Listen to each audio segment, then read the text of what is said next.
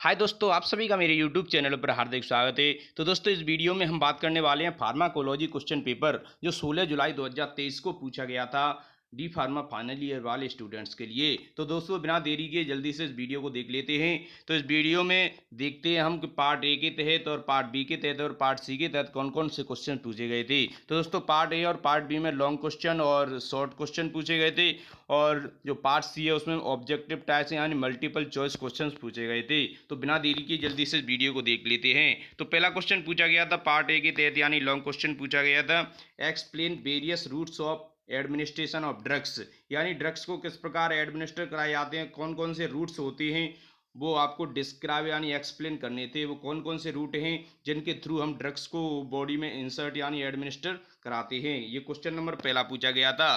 Question number दूसरा पूछा गया था, discuss general mechanism of drug action, यानी ड्रग एक्शन का जो जनरल मैकेनिज्म है वो क्या होता है उसके ऊपर आपको डिस्कस करना था।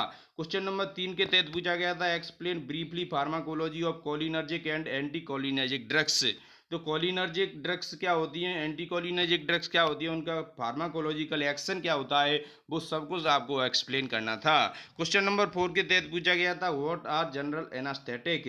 तो जनरल एनास्थेटिक्स क्या होते हैं, तो right advantages and disadvantages of nitrous oxide, और नाइट्रस ऑक्साइड के एडवांटेज और डिसएडवांटेजेस क्या होते हैं वो आपको डिस्कस करना था यानी वो एक्सप्लेन करना था। क्वेश्चन नंबर 5 के तहत पूछा था, व्हाट इज हाइपरटेंशन, हाइपरटेंशन क्या होता है, ये फार्माकोलॉजी के classification of anti hypertensive drugs.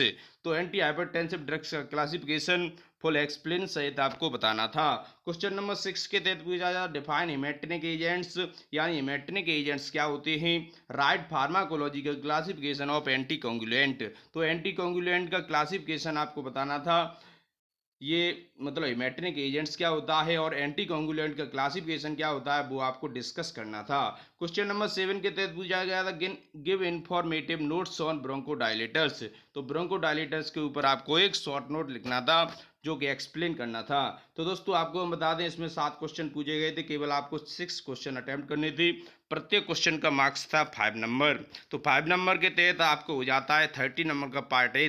ठीक है, पार्ट बी में देख लेते हैं शॉर्ट क्वेश्चन यानी शॉर्ट क्वेश्चंस। तो right notes on anti ulcer drugs, तो एंटी अल्सर ड्रग्स के ऊपर आपको शॉर्ट नोट लिखना था। क्वेश्चन नंबर 2 के तहत पूछा गया था, क्लासीफाई डायूरेटिक्स। तो डायूरेटिक्स को आपको क्लासिफिकेशन के थ्रू आपको बताना था। क्वेश्चन नंबर 3 पूछा गया था, तो give the physiological role of thyroid hormone. तो थायराइड हार्मोन का फिजियोलॉजिकल रोल क्या होता है वो आपको बताना था। क्वेश्चन नंबर 4 के तहत पूछा गया था, तो write the physiological role of prostaglandins. तो प्रोस्टाग्लैंडिन्स का फिजियोलॉजिकल रोल क्या होता है वो आपको बताना था। तो क्वेश्चन नंबर 5 के तहत देख सकते हैं आप कि क्या पूछा गया था, राइट नोट्स ऑन सल्फोनामाइड्स। तो सल्फोनामाइड्स के ऊपर आपको एक शॉर्ट नोट लिखना था कि सल्फोनामाइड्स क्या होता है। क्वेश्चन नंबर 6 पूछा गया था, क्लासीफाई एंटीवायरल ड्रग्स। तो एंटीवायरल ड्रग्स को आपको क्लासिफिकेशन करना था। तो क्वेश्चन नंबर 7 देख सकते हैं बिना देरी की जल्दी से आप अपने स्क्रीन पर। तो क्वेश्चन नंबर 7 के तहत पूछा गया था, give the basic principles of chemotherapy of infection. तो इन्फेक्शन का कीमोथेरेपी का प्रिंसिपल क्या होता है वो आपको बताना था। क्वेश्चन नंबर 8 के तहत पूछा गया था, right notes non steroidal anti inflammatory drugs, यानी कि NSAIDs क्या होती है उसके ऊपर आपको एक शॉर्ट नोट लिखना था। क्वेश्चन नंबर 9 पूछा गया था, right notes on drugs used in glaucoma. तो ग्लूकोमा में कौन कौन सी ड्रग्स यूज की जाती हैं वो आपको बताना था। तो give notes on laxative and purgative. तो लेग्जेटिव क्या होती है, परगेटिव क्या होते हैं, इनके ऊपर आपको एक शॉर्ट नोट लिखना था। क्वेश्चन नंबर 11 के तहत पूछा गया था, right notes on indications of biological agents with examples. इसके ऊपर आपको एक शॉर्ट नोट लिखना था। तो दोस्तों, इसमें क्वेश्चन पूछे गए 11, केवल आपको 10 क्वेश्चन अटेम्प्ट करने थे। प्रत्येक क्वेश्चन का मार्क है 3 नंबर, यानी पार्ट ए हो गया 30 नंबर का, पार्ट बी हो गया 30 नंबर का, अब रह गया 20 नंबर का, वो रह गया पार्ट सी यानी कि ऑब्जेक्टिव टाइप क्वेश्चंस। तो दोस्तों, आप देख सकते हैं part C objective type questions. तो पहला क्वेश्चन पूछा गया था, तो drugs are absorbed in the body by. तो किसके द्वारा ड्रग बॉडी में एब्जॉर्ब होती है, active transport, simple diffusion, both A and B, या डी नन। तो दोस्तों, आपको हम बता दें एक्टिव ट्रांसपोर्ट के थ्रू बॉडी में हमारी जो ड्रग है वो एब्जॉर्ब होती है। सिंपल डिफ्यूजन हमने सुना नहीं है, ना ही देखा है, ना ही हमने पढ़ा है। पैसिव डिफ्यूजन तो होता है, पैसिव डिफ्यूजन के तहत भी बॉडी में हमारी जो ड्रग है वो एब्जॉर्ब होती है। तो इसका एक्टिव ट्रांसपोर्ट यानी ऑप्शन ए इसका सही आंसर हो जाएगा।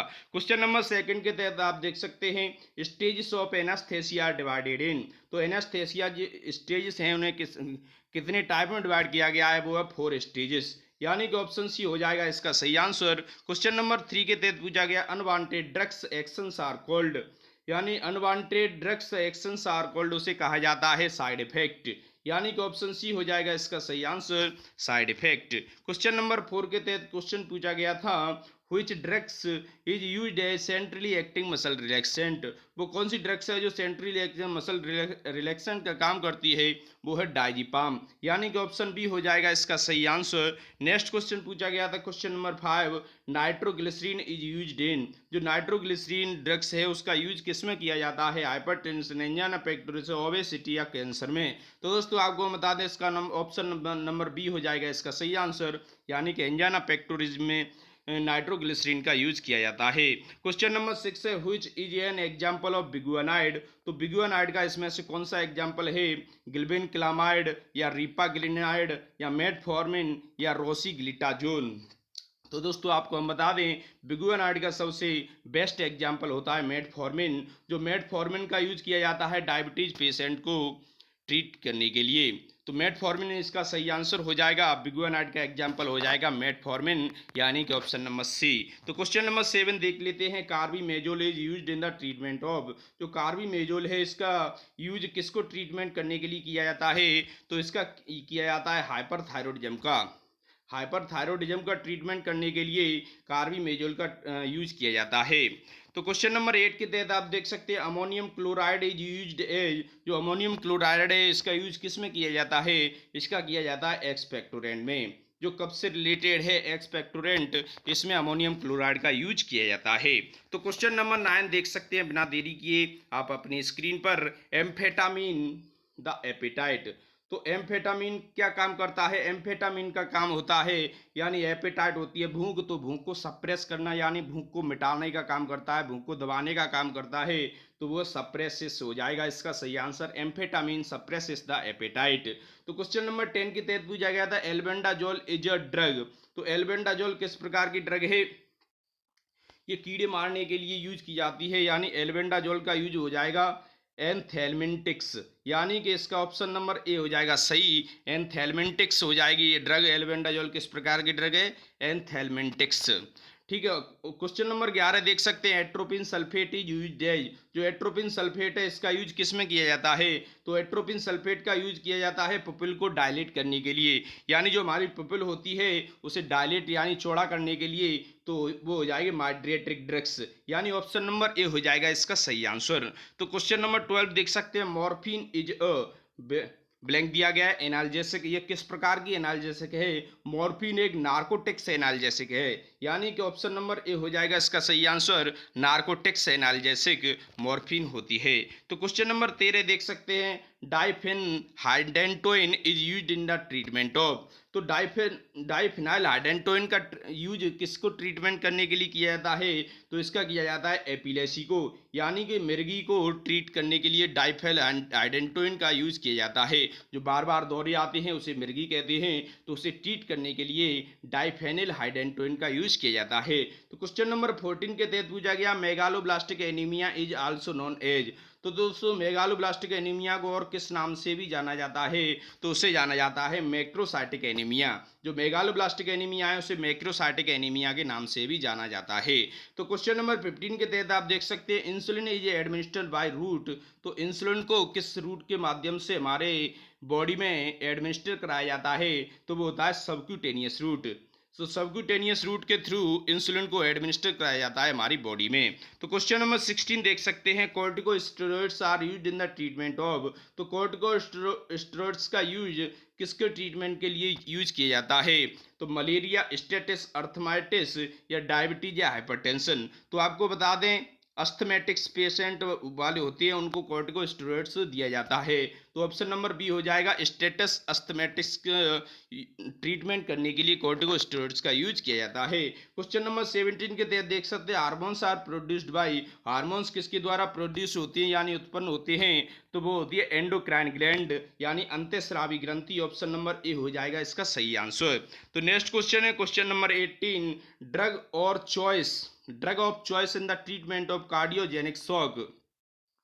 कार्डियोजेनिक शॉक, तो कार्डियोजेनिक शॉक में कौन कौन सी ड्रग यूज की जाती हैं, तो एपिनेफ्रिन, डोपामिन, आइसोप्रोपानोल, नॉर एपिनेफ्रिन, ये सभी यूज की जाती हैं यानी ऑल ऑफ द एबव हो जाएगा इसका सही आंसर। एपिनेफ्रिन, डोपामिन, आइसोप्रोपानोल, ये सभी ड्रग्स का यूज कार्डियोजेनिक शॉक के लिए किया जाता है। तो क्वेश्चन नंबर 19 है Eno, Gelusil, Digene, etc are the types of drugs, ये किस प्रकार की टाइप्स का ड्रग्स है, तो ये है एंटासिड होती है यानी गैस वाली है। यूनो क्या होती है, जो गैस होती है उसको दूर करती है यानी एंटासिड होती है, एंटासिड की कैटेगरी वाली ड्रग्स होती हैं ये इनो, गेलुसिल, डाइजीन। ठीक है, तो cefaclor is a cephalosporin of generation, तो किस प्रकार की जनरेशन है, cefaclor is a cephalosporin of, ये सेकंड जनरेशन है। किस प्रकार की जनरेशन है, सेकंड जनरेशन है। तो दोस्तों इस वीडियो में हमने देखे फार्माकोलॉजी के क्वेश्चन पेपर, फार्माकोलॉजी का क्वेश्चन पेपर देखा विद सॉल्यूशन। तो दोस्तों अगर दोस्तों आपको मेरी वीडियो अच्छी लगी हो, वीडियो को लाइक करें, चैनल को सब्सक्राइब करें। थैंक यू दोस्तों।